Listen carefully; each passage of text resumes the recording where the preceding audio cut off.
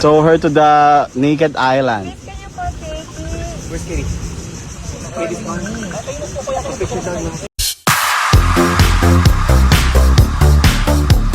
Sorry mga my loves, wala kaming signal kanina dun sa island. So ngayon, pabalik na po kami sa town. Then, maliligo lang kami.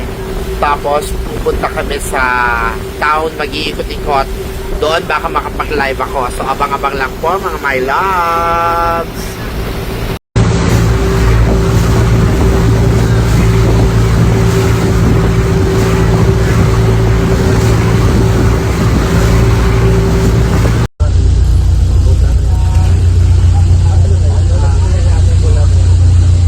Wow!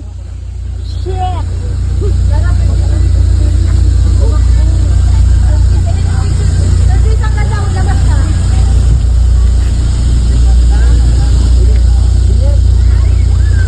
Picture to me. Ala dong, inuhuli ka na dong. Huli niyo na to. Sir, you possess her. You get her and show her. Tow her to the naked island. Can you po take it? Where's Kitty? Kitty's gone. Hello. Sige, babay na ha. May humahabol sa akin eh. Sila yun? Sino yung babaeng yun? Kailan namin kilala? Naku baka naman may utak kayo doon. Ano kakautan? Hindi ka namin kilala yun. Mag-iwahiwalay tayo. Ayan, tama. So, ikaw, pumunta ka sa dagat, naghahanap. Sino hanapin mo dyan sa Jezabel? Pumunta ka doon, punta ako dito, baka nandun. Sige? Okay? Kailangan makita natin ito. Punta magpapatalo sa babaeng yun. Oh, go! Sige. Makita ko lang talagang babae. Sasabunutan ko talaga. Diyos ko. Nakita ko talaga yun. Pababayaran ko talaga yung pizza. Inubos niya. Wala ko pambayad. May nakita kang babaeng naka-tube na white and blue na damit. Hanggang dito yung buko. Tingnan ako.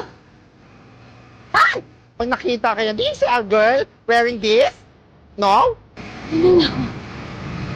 Ano, Domeng? Douglas, nakita nyo? Kapwisit, tumataas yung dugo ko sa babaeng yan ha. Pag nakita ko talaga. Paano natin makikita na pakalawak ng isla na to? Hanapin yung mata nyo, hindi ba nyo? Di ba? Opo. May nararamdaman ako nandito lang yan. Diyos ko. Sino ba yung mga yun? Ha? Ba't ba ako inahabol ng mga mamang na yun? Nakakatakot.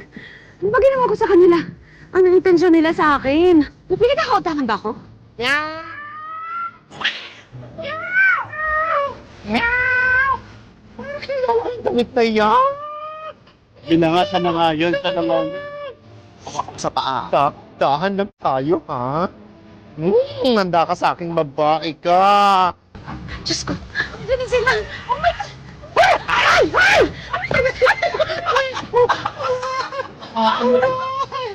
Saan na ba yun?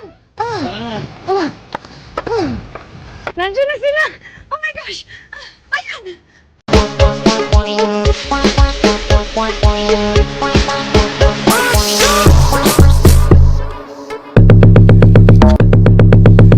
Ayoko! Hindi ko kaya! Hindi ko kaya! Hindi ko kaya! Hindi ko kaya mga my loves! Hindi ko kaya! Atos tinay namin. So alam niyo na mga my loves, trinay ko talaga si Queen Pitik pero masakit talaga siya sa batok. But we love you, Queen Pitik!